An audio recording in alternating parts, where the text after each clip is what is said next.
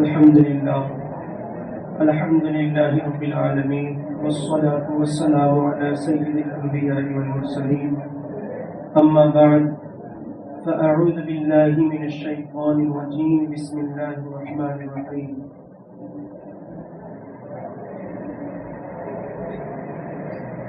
ذلك الكتاب لا ريب فيه هدى للمتقين الذين يؤمنون بالغيب ويقيمون الصلاة ومما رزقناهم ينفقون.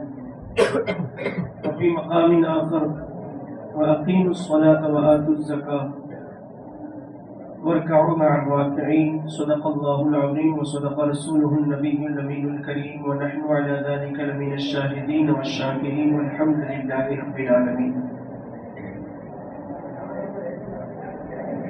چمک تجھ سے پاتے ہیں سب پانے والے، یا رسول اللہ چمک تجھ سے پاتے ہیں سب پانے والے، میرا دل بھی چمکا دے چمکانے والے.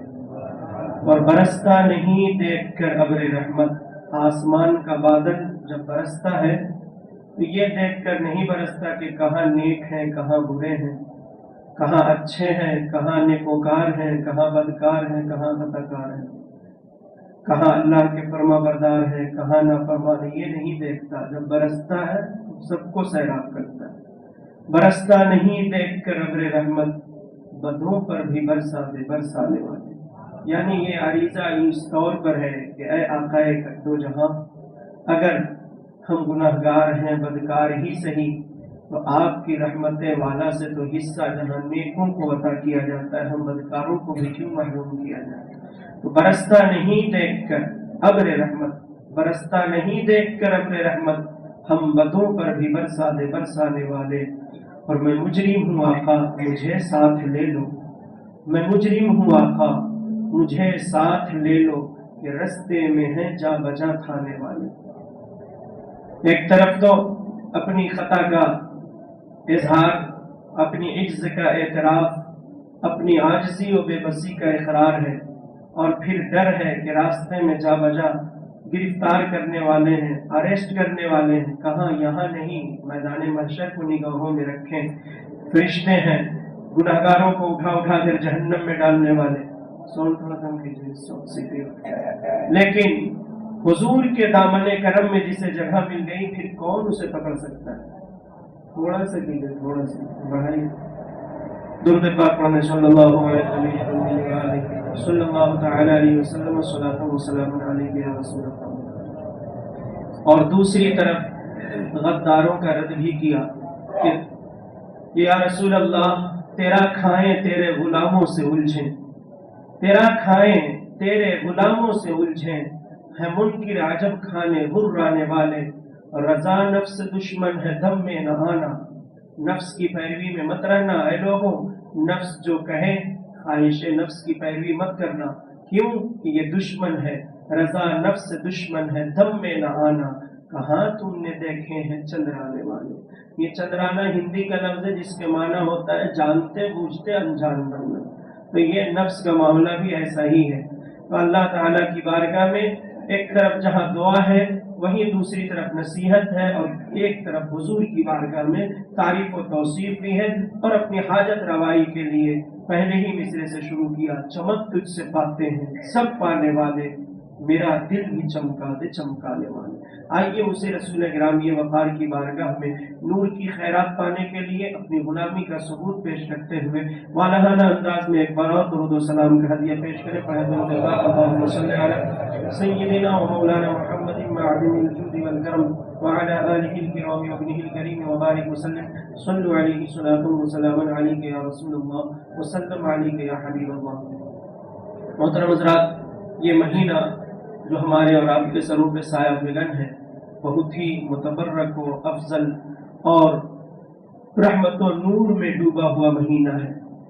اس کا پہلا عشرہ رحمت کا ہے، دوسرا عشرہ مغفرت کا ہے، اور تیسرا عشرہ جو ہے کہ وہ نجات کا ہے. عشرہ یہ عشر سے بنا ہے، 10 کے معنی میں آتا ہے، یعنی پہلی تاریخ سے 10ویں تاریخ کے جو اس کے ایام ہیں اس کو رحمت فرمایا.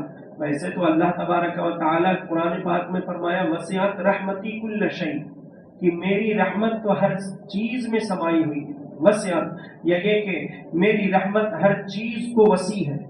پھر اس مہینے کی پہلے کے 10 دنوں کے بارے میں فرمایا گیا کہ یہ رحمت کا ہے، تو پتہ چلتا ہے کہ ویسے تو کوئی بات جب عام انداز میں کہی جاتی ہے تو ایک عام بات ہوتی ہے، لیکن جب اس کو خصوصی طور پر ذکر کی جائے تو اس میں خصوصیت بڑھ جاتی ہے۔ تو یہاں یہ پتہ چلا کہ اللہ تعالیٰ کی رحمتیں تو عام دنوں میں بھی ہیں، عام راتوں میں بھی ہیں، لیکن ماہ رمضان المبارک کی جو 10 ایام ہیں، پہلی تاریخ سے لے کر کے 10ویں تاریخ تک، اس میں اللہ تعالیٰ کی رحمت کے دروازے ایسے کھول دیے جاتے ہیں کہ جھما جھم اس میں رحمت و انوار کی بارشیں ہوتی ہیں، اور جو چاہے جتنا چاہے اس میں نہا لے، اپنے دامن میں اتنی رحمتوں کا خزانہ بٹو۔ اولہ رحمت فرمایا گیا، اوسطہ مغفرت، اور اس کا بیچ کا جو عشرہ ہے، یعنی کہ 11ویں تاریخ سے لے کر 20ویں تاریخ تک کا، اسے فرمایا گیا کہ یہ مغفرت کا ہے، کہ اس میں اللہ تعالیٰ کی بارگاہ سے بندوں کے لیے مغفرت، بخشش عطا کی جاتی ہے، اس کے گناہوں کو مٹایا جاتا ہے، پچھلی خطاؤں کو دھو دیا جاتا ہے، اور اس کے نامہ اعمال کو صاف و شفاف کیا جاتا ہے۔ لیکن کس کے لیے؟ جو اس کی کوشش کرے۔ اگر آپ کے پاس بارش، آسمان کا بادل برستا ہوا آیا اور آپ کے پاس جو برتن ہے آپ نے اس کو بند ہی رکھا، کھولا ہی نہیں، تو اس میں پانی آئے گا؟ نہیں آئے گا۔ اسی طریقے سے ماہ رمضان المبارک کا مہینہ یہ اللہ کی رحمتوں، برکتوں، مغفرتوں کا برسات لے کر کے آیا ہے، لیکن اگر ہم اپنے دل کو اسی طرح گوندے رکھیں، اپنی عادت کو اسی طرح جو ہے کہ غفلت میں بنائے رکھیں، تو پھر یہ مہینہ گزر جائے گا اور ہماری حالت جیسے پہلے تھی ویسی ہی رہ جائے گی، کوئی تبدیلی نہیں آئے گی۔ تو فرمایا اوسطہ مغفرت، اس کا درمیان کا مہینہ مغفرت کا ہے۔ حالانکہ اللہ تبارک و تعالیٰ اپنے بندوں کی جب بھی وہ اس کی بارگاہ میں سچے دل سے توبہ کرے اس کی مغفرت فرماتا ہے، لیکن اس مہینے میں مغفرت کا جو خصوصی طور پر ذکر ہے، تو اس سے یہ پتہ چلا کہ اللہ تعالیٰ اس میں خصوصی انعام فرماتا ہے اور لا تعداد گناہگاروں کی مغفرت فرماتی ہے۔ اور اس کے آخر کے عشرے کے بارے میں فرمایا، یعنی 21ویں تاریخ سے لے کر آخر رمضان تک نجات کا مہینہ، یعنی اس میں جو ہے کہ جہنم سے آزادی کی اس کے لیے سند عطا کر دی جاتی ہے کہ یہ بندہ اللہ کی بارگاہ سے رحمتوں کے انوار و تجلیات سے مالا مال ہو چکا ہے، مغفرت سے اپنے گناہوں کی بخشش کرا لیا ہے، تو اب اس کے لیے جہنم سے آزادی مل دی جائے۔ اس کو ہم دوسرے الفاظ میں یوں کہہ سکتے ہیں کہ پہلے انسان اپنے کپڑے کو دھونے کے لیے جاتا ہے تو پانی میں بھگوتا ہے، پھر اس پہ سرف وغیرہ جو ڈالنا ہے اس کو ملا کر کے اس کے اوپر اپلائی کرتا ہے، پھر اس کے بعد مرحلہ آتا ہے کہ اسے رگڑ رگڑ کر کے صاف کر دیا جاتا ہے، پھر کپڑا بالکل صاف ستھرا ہو جاتا ہے۔ ایسے ہی انسان اگر چاہتا ہے جہنم سے آزادی تو پہلے اسے اپنے آپ کو جو ہے کہ رحمت میں بھگو دینا ہوگا، رحمت، اللہ کی رحمت میں اپنے آپ کو شرابور کر دینا ہوگا، اور جب اس میں شرابور ہو جائے گا، اس کا پورا وجود سر سے لے کر پاؤں تک اللہ کی رحمت میں بھیگ چکا ہے، تر ہو چکا ہے، اس کے روئے روئے سے، بال بال سے اگر اللہ کے رحمت کے قطرات ٹپکنے لگیں تو پھر عالم یہ ہوتا ہے کہ اس کے گناہ اس سے جھڑنے لگتے ہیں، اس کے گناہ اس سے دور ہونے لگتے ہیں، گناہوں کے کام سے وہ نفرت کرنے لگتا ہے اور نیکیوں میں رغبت و شوق کا عادی ہو جاتا ہے، اور جب اس کی یہ دوسری کیفیت بھی ہو جاتی ہے کامل، تو پھر اللہ تعالیٰ کی رحمت جو ہے جھوم اٹھتی ہے اور کہتی ہے کہ اے میرے فرشتوں، اسے جنت کے لیے سرٹیفکیٹ دے دو اور جہنم سے آزادی کا اس کے لیے سند عطا کر دو۔ اور جہنم سے آزادی جو لکھی جاتی ہے وہ آخری عشرے میں، اور پھر عید کا دن آتا ہے، اس دن رب تبارک و تعالی اعلان فرماتا ہے کہ اے میرے فرشتوں بتاؤ اس مزدور کی مزدوری کیا ہوگی جسے کام دیا گیا ہو اور اس نے اپنا کام پوری دیانتداری اور امانت داری کے ساتھ وقت پر پورا کیا ہو، تو اس کی مزدوری کیا ہوگی؟ فرشتے عرض کرتے ہیں مولا تعالی اس مزدور کی مزدوری تو یہی ہے کہ اسے پورا پورا اجر دیا جائے۔ تو پھر جب بندے ماہ رمضان المبارک کے روزے رکھتے ہوئے رحمت و مغفرت و نجات سے مالا مال ہو کر کے جب عید کی نماز کے لیے اپنے گھروں سے نکلتے ہیں تو رب تبارک و تعالی تعالیٰ کی جانب سے اعلان ہوتا ہے، اعلان عام کہ اے میرے فرشتوں گواہ ہو جاؤ، میں نے ان کو بخش دیا کیونکہ انہوں نے میرے لیے جو ہے کہ کھانے پینے کو چھوڑا، دن میں اپنے آپ کو روزہ دار رکھا اور رات کو تراویح میں قرآن پاک کو سنتے رہے، تو قرآن نے انہیں بستر پر پہنچنے سے روکے رکھا، میں نے اس کے سلے میں ان کی مغفرت کر دی ہے اور ان کا اجر میں خود عطا کروں۔ لیکن آج عالم یہ ہے کہ لوگ روزہ رکھنے سے ہی بھاگ رہے ہیں، تراویح کی نماز میں جو ہے کہ ان کو دقت ہو رہی ہے۔ ویسے بازار میں ادھر ادھر گھومنے میں کبھی نہیں سنا ہوگا کہ وہ بولیں گے کہ نہیں، بولا جائے نہیں جاؤں گا کیونکہ مجھے آج نیند آ رہی ہے۔ اگر کہیں شادی وغیرہ کی پارٹی ہے تو یہ کہنے میں نہیں جاؤں گا، نیند آ رہی ہے، یعنی ان کے دلچسپی ہو، اس میں رغبت ہو، کوئی خاص پروگرام ہو، لیکن تراویح کے بارے میں آتے ہی 5 منٹ 7 منٹ کھڑے ہونے میں جو ہے کہ ان کو جو ہے کہ بہت تکلیف ہوتی ہے۔ تو ایسے کون لوگ ہوتے ہیں؟ ایسے وہ لوگ ہوتے ہیں کہ جن کو عبادت و ریاضت میں جو ہے کہ دلچسپی کم ہوتی ہے۔ ہاں ایسا بھی ہوتا ہے کوئی واقعی مجبور شخص ہے، کوئی ایکسیڈنٹ ہو گیا ہے، زخمی ہے، یا یہ کہ عمر زیادہ ہو چکی ہے، کمزور ہے، تو ویسے لوگوں کے لیے اسلام میں تو آسانیاں رکھی گئی۔ ہمارا اسلام کیا ہے؟ درمیانہ ہے، نہ اس میں بہت زیادہ آزادی ہے نہ بہت زیادہ سختی۔ جیسے کہ قوم بنی اسرائیل میں حضرت موسیٰ علیہ السلام کی جو شریعت آئی اس میں بہت سے احکام ان کے لیے سخت کر دیے گئے تھے کہ اگر نجاست کپڑے میں لگ جائے تو کپڑے کو وہاں سے جدا کر دو، اگر جسم پر لگ جائے تو اس چمڑے کو کھرچو وہاں سے۔ اور جو ہے حضرت عیسیٰ علیہ السلام کی شریعت میں بہت سارے معاملات میں بہت آزادی دی گئی۔ لیکن ہمارا جب اسلام، جسے شریعت محمدی کہتے ہیں، جب یہ آیا تو اس میں جو ہے کہ درمیانی راہ نکالی گئی اور اسے سوائے طریق بتایا گیا۔ نہ تو اس میں بہت زیادہ آزادی ہے اور نہ ہی اس میں بہت زیادہ جو ہے کہ سختی ہے، بیچ کا راستہ ہے۔ تو بیچ کے راستے میں یہ ہے کہ اگر کوئی شخص نماز کے لیے کھڑا نہیں ہو سکتا ہے تو جتنی دیر تک کھڑا ہو سکتا ہے کھڑا ہو، اور جب اسے لگے کہ اب میں کھڑا نہیں ہو سکتا ہوں تو وہ بیٹھ جائے۔ اب بیٹھنے میں بھی جو ہے کہ یہ ضروری نہیں کہ جب بیٹھے تو کرسی ہی پر بیٹھے ورنہ کھڑے رہیں گے، کیونکہ زمین پر بیٹھنا اس میں زیادہ عزت و انکساری ہے۔ کرسی تو آج کی ایجاد ہے، صحابہ کرام کے زمانے میں لکڑیاں موجود تھیں اور چوکیاں موجود تھیں، لیکن کہیں کسی حدیث میں کسی تاریخ کی کتاب میں یہ نہیں ملتا کہ فلاں صحابی زخمی ہو گئے تھے، تیر و تلوار لگ گیا تھا تو انہوں نے جو ہے کہ کرسی پر بیٹھ کر کے نماز پڑھی ہو، بلکہ اگر وہ کھڑے ہونے سے معذور ہوتے تو زمین پر بیٹھتے۔ تو آج بھی علماء کرام کا یہی مسئلہ ہے کہ اگر کوئی زمین پر بیٹھ سکتا ہے تو کرسی پر بیٹھنے سے بہتر ہے کہ وہ زمین پر بیٹھ کر کے پڑھے۔ ہاں اگر وہ زمین پر بھی نہیں بیٹھ سکتا ہے اور کھڑا بھی پورے طور پر نہیں ہو سکتا ہے تو جتنی دیر تک کھڑا رہ سکتا ہے قیام کرے، کیونکہ نماز میں قیام فرض ہے، اور پھر کرسی پر بیٹھ جائے۔ تو یہ ایک ضمنی بات آ گئی تھی تو میں نے عرض کر دیا۔ میں نے قرآن مقدس کی آیت کریمہ جو تلاوت کی، رب تبارک و تعالی نے اس میں ارشاد فرمایا وَأَقِيمُوا الصَّلَاةَ وَآتُوا الزَّكَاةَ وَارْكَعُوا مَعَ الرَّاكِعِينَ۔ اے لوگوں، اے ایمان والو، نماز برپا رکھو، نماز قائم رکھو، نماز کی پابندی کرتے رہو اور اپنے مال سے زکوٰۃ بھی ادا کرتے رہو اور رکوع کرنے والوں کے ساتھ رکوع کرو، یعنی کہ تنہا نماز پڑھنے کے بجائے کوشش کرو کہ جماعت کے ساتھ نماز پڑھو، اور جہاں ایمان والے رکوع کریں تو ان کے ساتھ رکوع کرو، سجدے کریں تو ان کے ساتھ سجدے کرو، یعنی جماعت کی بھی اس میں ذکر کر دیا گیا۔ اب یہاں پر ٹھہر کر میرا ٹاپک آج خاص طور سے زکوٰۃ کے عنوان سے ہے کہ زکوٰۃ کے بارے میں پچھلے جمعہ میں بھی کچھ باتیں عرض کی گئی تھیں اور اس جمعہ میں بھی کچھ باتیں میں آپ کے گوشگزار کرنے کی کوشش کر رہا ہوں۔ اللہ رب العزت نے زکوٰۃ جو ہمارے اوپر صاحب ثروت کے اوپر لازم کیا ہے، فرض کیا ہے، واجب کیا ہے، اس میں حکمت کیا ہے؟ اس کی بہت ساری حکمتیں ہیں۔ بعض حکمتیں تو میں نے گزشتہ جمعے میں بیان کی کہ اس سے مال کی صفائی ہو جاتی ہے، مال کی پاکیزگی ہو جاتی ہے، لیکن اس کے علاوہ مزید باتیں یہ بھی ہیں کہ سرکار دو عالم صلی اللہ تعالی علیہ وسلم نے فرمایا کہ اگر کوئی بندہ یہ چاہتا ہے کہ اس کا مال محفوظ ہو جائے، یعنی نہ چوری ہو، نہ ڈکیتی ہو، نہ آگ میں جلے، نہ پانی میں ڈوبے، اگر کوئی یہ چاہتا ہے کہ میرا مال پانی میں ڈوب کر کے ضائع نہ ہو، آگ میں جل کر کے خاکستر نہ ہو، اور نہ ہی کوئی اسے لوٹے، تو تمہیں سیکیورٹی کے لیے گارڈ رکھنے کے لیے سرکار نے نہیں کہا ہے، بلکہ آپ گارڈ رکھیں گے تو اس میں بھی خرچ آئے گا، اور یہاں اسلام نے اس سے بھی آسان طریقہ بتایا۔ میرے آقا دو عالم صلی اللہ تعالی علیہ وسلم کے फरमान शान का खुलासा ये है कि तुम अपने माल की हिफाजत अपनी ज़कात के जरिए करो,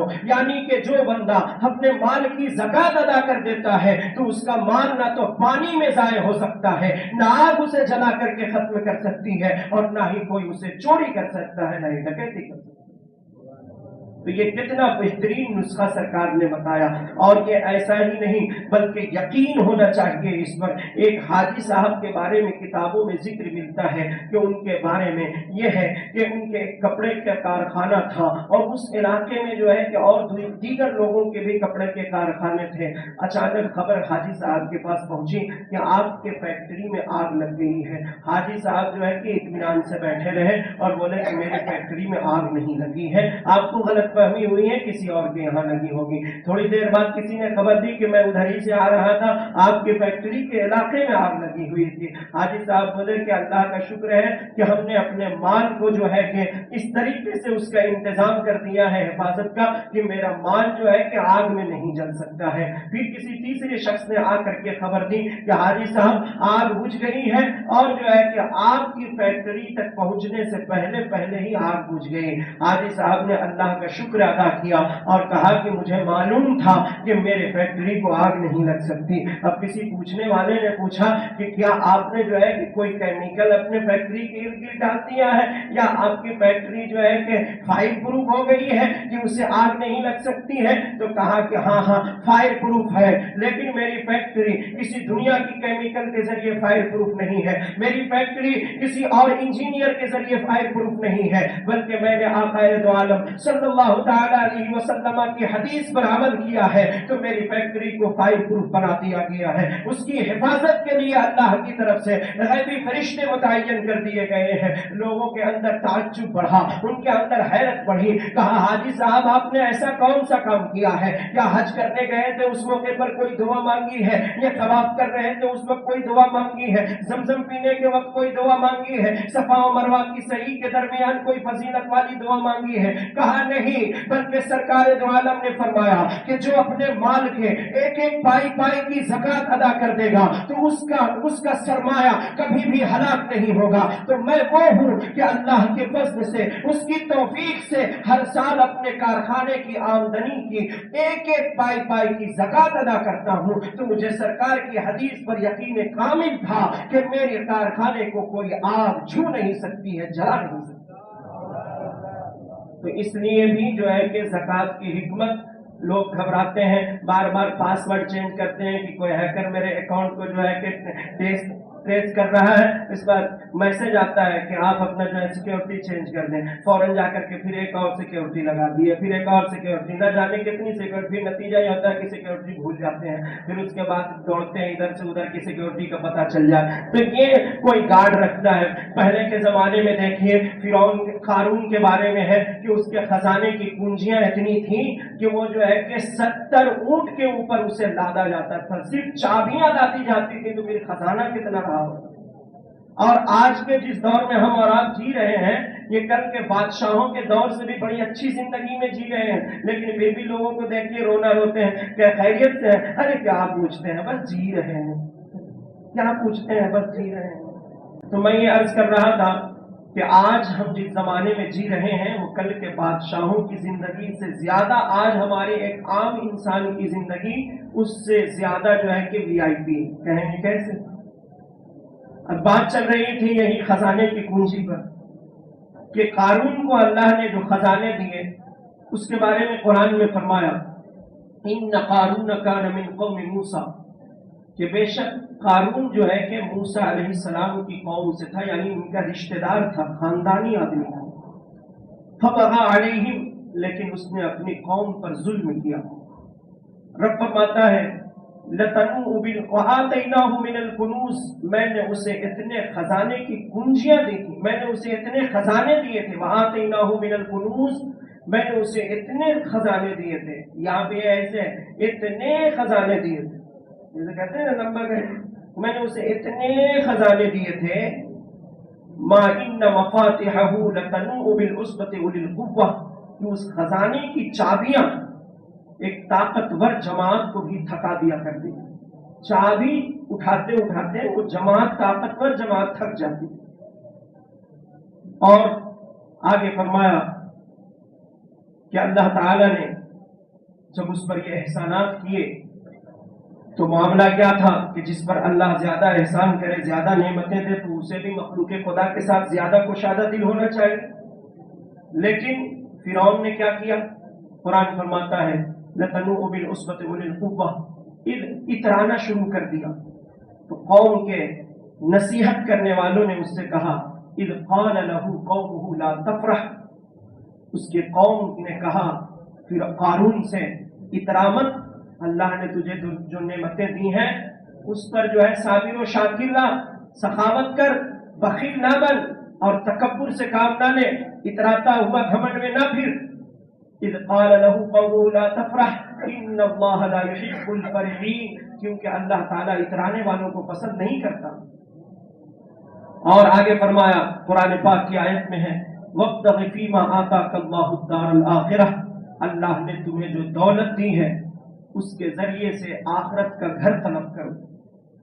وَابْتَغِ فِيمَا آتَاكَ اللَّهُ الدَّارَ الْآخِرَةَ، اللہ نے تمہیں جو سرمایہ دیا ہے، جو نعمتیں دی ہیں، اس کے واسطے سے، اس کے ذریعے سے آخرت کا گھر طلب کرو. لیکن عموماً لوگوں کی فکر پہلے یہی سب کچھ کر لینے کا ہے، اور جن کو جتنا زیادہ ملتا ہے اکثر ایسے ہیں کہ اس دنیا ہی میں سب کچھ بیزی اپنے آپ کو کر لیتے ہیں، آخرت سے غافل ہو جاتے ہیں، الا ماشاء اللہ جسے اللہ خیر کی توفیق دے. پھر آگے فرمایا وَأَحْسِن كَمَا أَحْسَنَ اللَّهُ إِلَيْكَ، اور لوگوں کے ساتھ اسی طرح احسان کے ساتھ، اچھے برتاؤ کے ساتھ پیش آ. کما احسن اللہ وَأَحْسِن كَمَا أَحْسَنَ اللَّهُ إِلَيْكَ، جیسا کہ اللہ نے تیرے اوپر احسان کیا اور اپنے جانب سے تیرے اوپر نعمتوں کے، رحمتوں کے دروازے کھولے. وَأَحْسِن كَمَا أَحْسَنَ اللَّهُ إِلَيْكَ وَلَا تَبْغِ الْفَسَادَ فِي الْأَرْضِ، اور زمین میں فساد مچاتا مت پھر، زمین میں فساد کا طلبگار نہ رہ، زمین میں فساد کے خواہش مت رکھ.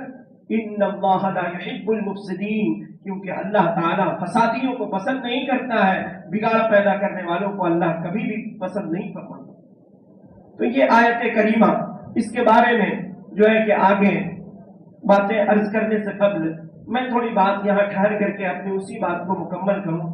آگے پھر قارون کا کیا حشر ہوا وہ اگلی آیت میں آدھا صفحہ اور بھی ہے، اگلی آیات میں جو ہے اس کا ذکر ہے، اسے میں ابھی چھوڑ رہا ہوں، آئندہ جمعہ انشاءاللہ بیان کروں گا. لیکن مجھے یہ کہنا ہے کہ کل کہ جو بادشاہوں کی، مالداروں کی جو زندگیاں تھیں، آج اس سے بہت بہتر زندگی اور بہتر لائف ہم میں کا ایک عام انسان بسر کرتا ہے. کیسے؟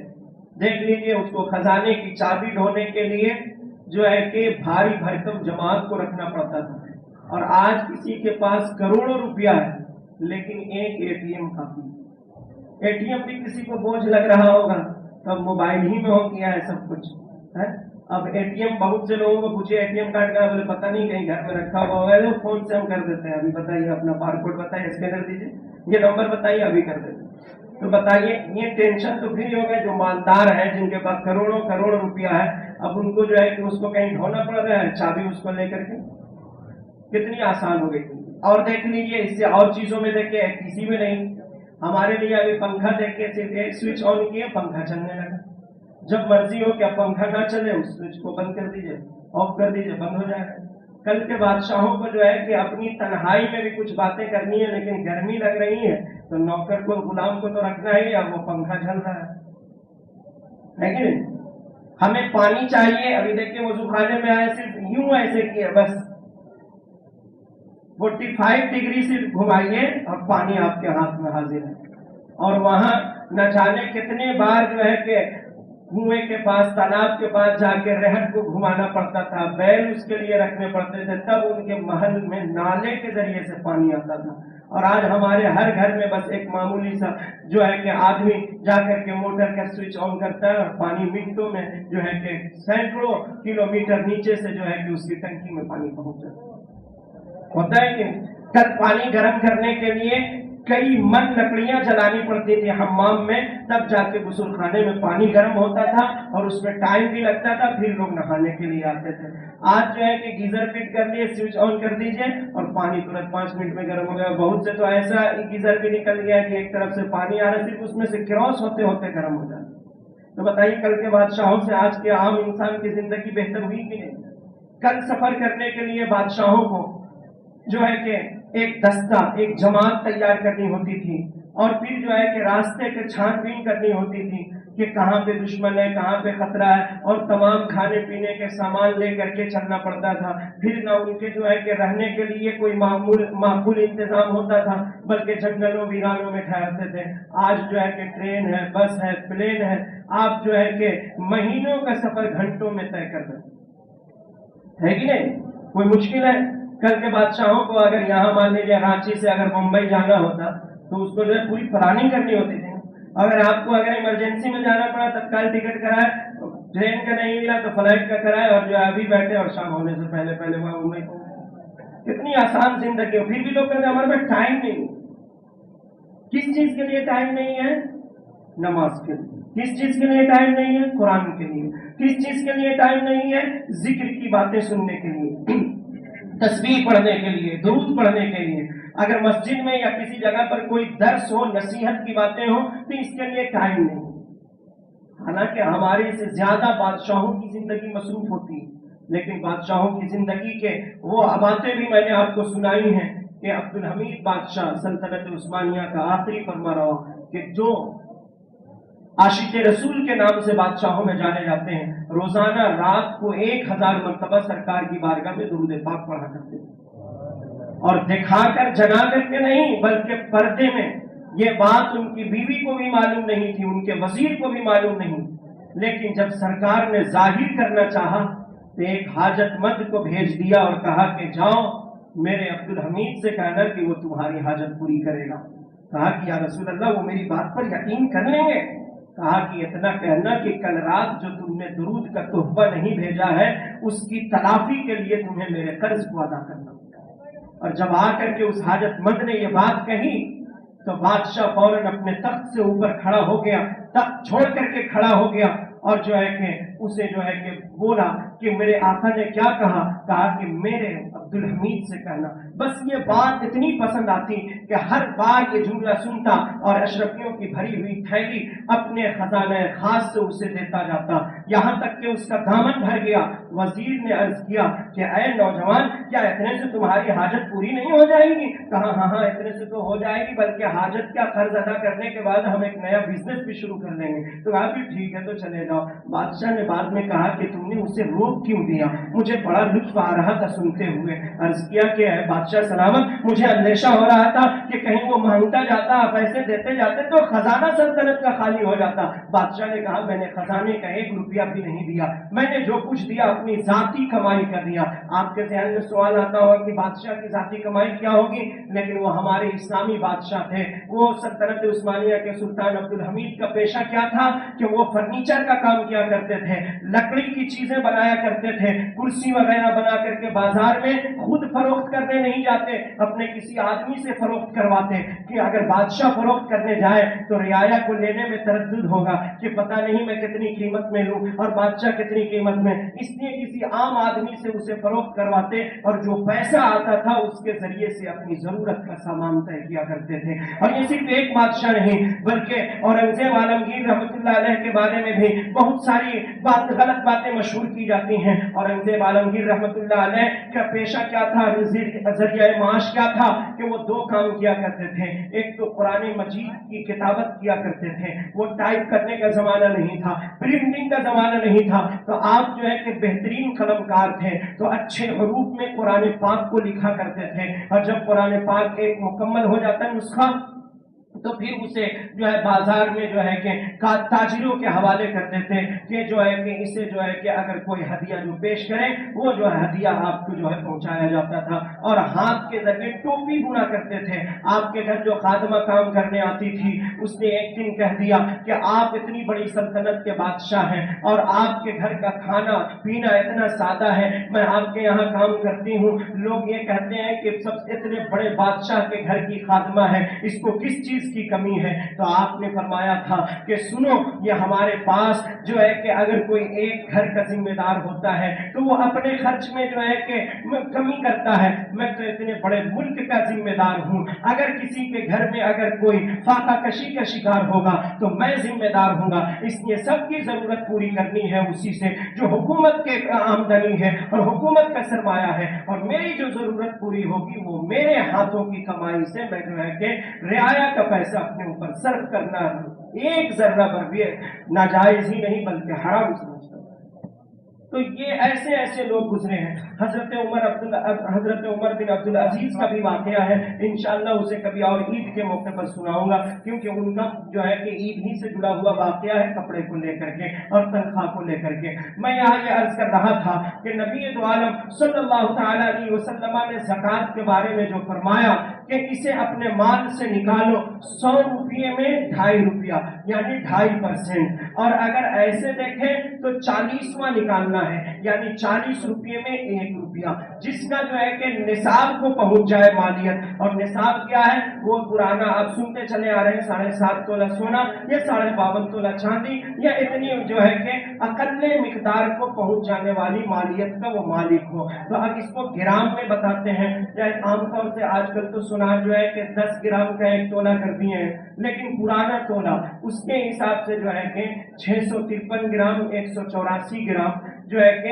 ये 52.5 तोला चांदी का वजन है, 653 ग्राम 184 मिलीग्राम, और जो है कि 7.5 तोला का वजन जो है 93 ग्राम 312 मिलीग्राम, यानी इनमें से किसी एक का मालिक है तो उसके ऊपर जो है कि ज़कात है, और उसके ऊपर साल गुजर गया तो अब उस माल की ज़कात निकालना उसके ऊपर वाजिब है। अल्लाह ने ये सहूलत रखी है कि अगर कोई ज़कात का साल पूरा होने से पहले ही अपने माल की ज़कात निकाल दे तो उसकी अदायगी हो जाएगी। इसको यूं भी कर सकते हैं कि आप साल भर तकसीम करें जो, तो आप जो है कि अपने हर महीने जो सैलरी उठाते हैं उसमें से जो है कि 2.5% उसी वक्त निकाल करके एक डब्बे में डाल दें, और उसके बाद जो है कि सालों भर बांटते रहे। जब साल पूरा हो तो आप जो है कि हिसाब लगा लें कि हमने हर महीने जो है कि 2.5% निकाला तो अब तक इतना निकल गया, और पहले से स्टॉक मेरे पास इतना था तो अब और कितना निकालना है। तो ये उनके लिए सहूलत है जिनको हिसाब किताब एक ही वक्त बैठ कर करने में दुश्वारी होती हो, वरना तो जो है कि आसानी के लिए जिस तरीके से भी, हाँ ये लेकिन ख्याल हो कि अगर किसी को कोई माल दे दिया, अब बाद में फिर ये ख्याल कर रहा है कि ज़कात में निकालना था जब 500 रुपया कम हो रहा है, अच्छा फलाने को दिए थे ना, चलो उसको भी इसको मैं ऐड कर लूँ, तो ऐसे नहीं होगा। बल्कि ज़कात का माल जब आपके हाथ से जुदा हो तो उस वक्त दिल में नियत हो कि आप ज़कात दे रहे हो। ज़कात देना किसको है?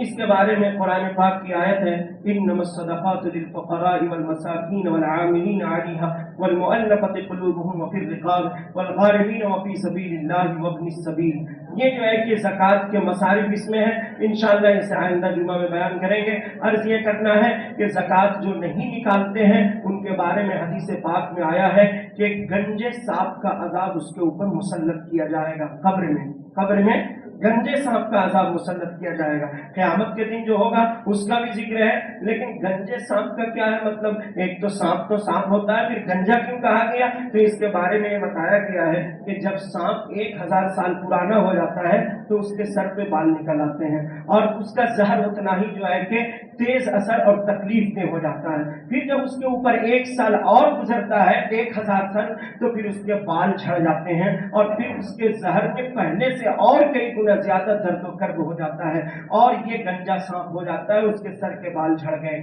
तो ये गंजे सांप का अजाब उसके ऊपर मुसल्लत किया जाएगा जो अपने माल की ज़कात नहीं निकालता है। गले का तौक बनाकर डाल दिया जाएगा, वो उसे डसता रहेगा और उसे तकलीफ पहुंचाता रहेगा, जिसका एक बार डसना कई बरस तक जो है कि दर्द व कर्ब में डालेगा, और क़यामत तक ये उसके ऊपर अजाब रहेगा। इसलिए बहुत से लोग ऐसे भी हमारे समाज और कौम में बसते हैं कि अगर कोई चंदा करने वाले आ गए, मदरसे वाले या कोई मांगने वाले, तो दे दिया निकाल कर, नहीं आए तो नहीं दिया। लेकिन वो हिसाब नहीं लगाते हैं कि हमारे पास इतने पैसे हैं, एक एक का हिसाब करें। हालांकि आज कैलकुलेटर है और बहुत सारी सहूलतें हैं, खुद नहीं कर सकते हैं तो किसी दूसरे आदमी से, पढ़े लिखे से जो है कि जो हिसाब का माहिर हो उससे हिसाब कराएं, और जो है कि 2.5 रुपया सैकड़े में इसके हिसाब से जो है कि आप अपनी पूरी ज़कात अदा करें और जो है कि अल्लाह ताला की बारगाह में भी इनाम के हकदार बने, अपने माल की भी हिफाजत का इंतजाम करें और कब्र के अजाब से भी अपने आप को महफूज करें। अल्लाह ताला की बारगाह में दुआ गो हूँ कि अल्लाह ताला हमें हक बोलने, हक सुनने, हक पर अमल करने की हम सबको तौफीक अता फरमाए और खैर के कामों में ज़्यादा से ज़्यादा हिस्सा लेने की तौफीक दे, नमाज और रोज़े की पाबंदी करने की कमा हक को तौफीक अता फरमाए। अस्तगफिरुल्लाह रब्बी मिन कुल्लि ज़ंबिन व अतूबु इलैह, ला इलाहा इल्लल्लाह मुहम्मदुर रसूलुल्लाह।